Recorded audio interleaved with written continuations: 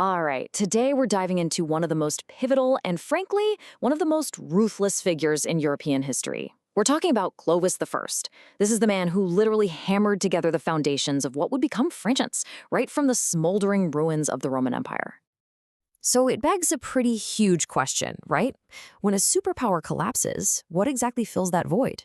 Is it just chaos, total anarchy, or does something entirely new rise up? Well, in the case of Roman Gaul, the answer was not what anyone expected. Yeah, you heard that right. The story of France, it doesn't begin in some fancy Senate chamber. Nope, it begins on the battlefield, led by a teenager with just a ton of ambition and, let's be honest, a real talent for violence. Okay, so to really get a handle on Clovis, you first have to picture the world he was born into. The Western Roman Empire, it had basically crumbled. And Gaul, what we now call France, was just this chaotic, fractured battleground. It was a total power vacuum, and believe me, everyone was scrambling to fill it. So, who were the big players? Well, for starters, you had these powerful, established Germanic kingdoms carving out massive chunks of territory. You take the Visigoths, for example. They controlled pretty much the entire southwest. They were a huge military and political force to be reckoned with. Then you look to the east, and you've got the Burgundians. They were another major player, pushing for dominance and expanding their influence out from the Alps. And then you have the Franks. But here's the crucial difference. Unlike their rivals, the Franks were not a unified people, not even close. They were more like a loose collection of tribes, each led by its own petty king, all of them just squabbling over scraps of territory up in the north. And right into the middle of this free-for-all steps our guy. In the year 481, Clovis's father, Childeric, dies, and at just 15 years old, Clovis becomes a king.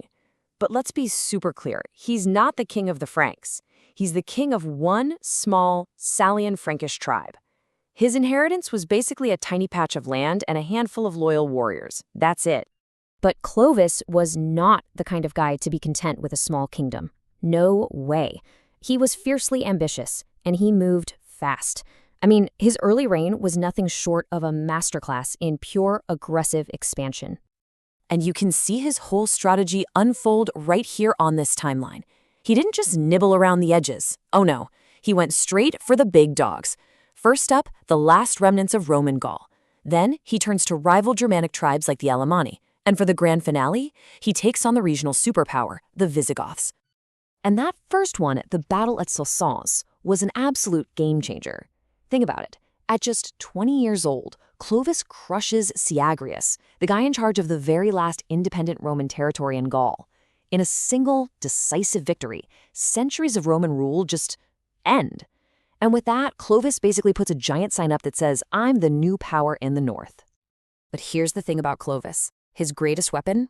It wasn't his sword arm, or even his army. It was his brain.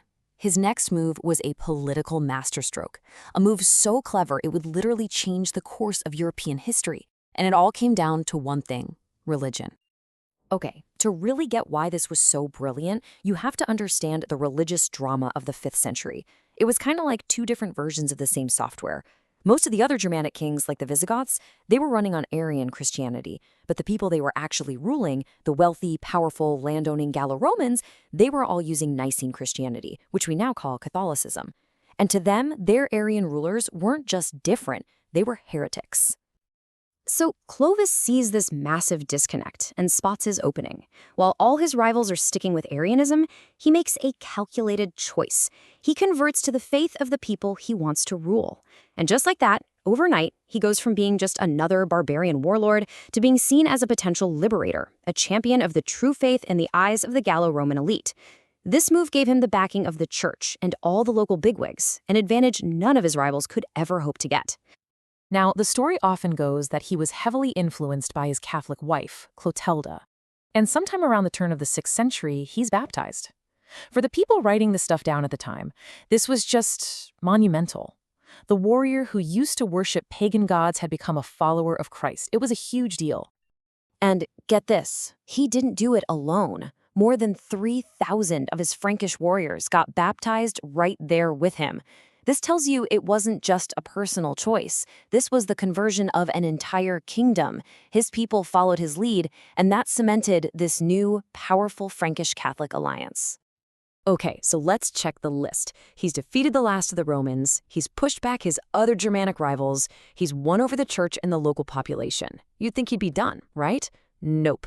To truly rule, Clovis had one last very personal group to deal with: the other Franks. I mean, after his massive victory over the Visigoths in 507, Clovis was the undisputed master of Gaul. He was the most powerful king in the land, period. But remember all those other petty Frankish kings we talked about?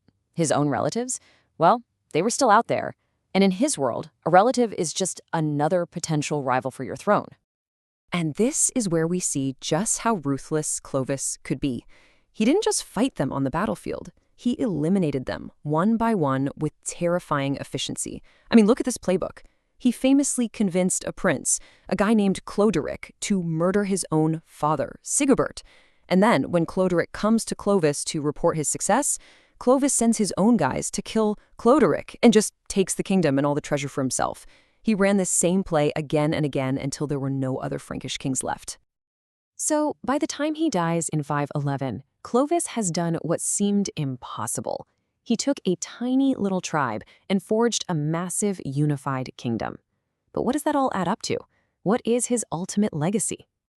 I mean, his accomplishments were just immense. He founded a dynasty, the Merovingians, that ruled for over 200 years.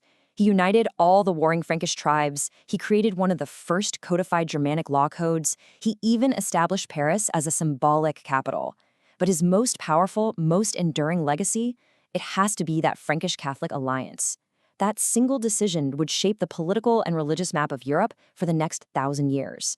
It really laid the groundwork for everything from Charlemagne to the Holy Roman Empire. But, and this is a huge but, his legacy had a fatal flaw baked right into it. See, following Germanic tradition, he didn't pass his incredible unified kingdom to a single heir. No, he divided it up equally among his 4 sons. So on one hand, he gave them this incredibly powerful inheritance. But on the other, he handed them a perfect blueprint for endless civil war. And the consequences were, well, pretty devastating. This tradition of splitting the kingdom just set his descendants against each other for generations. All that internal fighting, those constant civil wars, it just completely weakened the Merovingian Dynasty over time, basically paving the way for them to eventually get kicked off the throne. The very tradition that he followed is what ultimately doomed his own family line. So, where does that leave us? Who was the real Clovis?